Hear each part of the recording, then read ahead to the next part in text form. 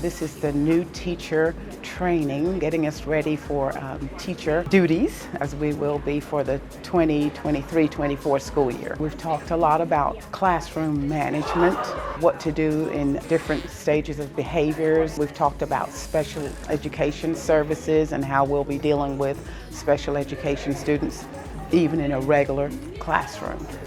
So co-teaching, two teachers in the room.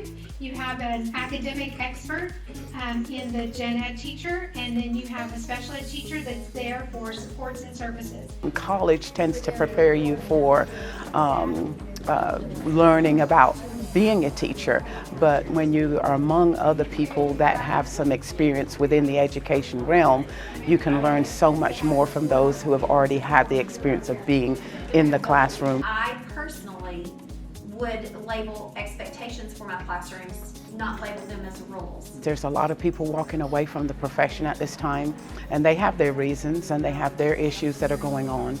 And there has to be someone that will step in that role and say, you know what, I'm not going to listen to the negativity. I'm going to go in with a positive attitude and with positive expectations for myself and my students. Response chaining. So she just said something and I'm going to add on to what she just said. And it does seem a little bit like information overload with all the different people that we've had come in. But I believe if you take your notes, you take the phone numbers down, we have people that care about kids. We have people that care about teachers. We have people that care about us. I think if there's people thinking about coming into the teaching profession, Lawton Public Schools is a place to come. I believe that we should be where we're needed, not where we're comfortable. We should be where we're needed.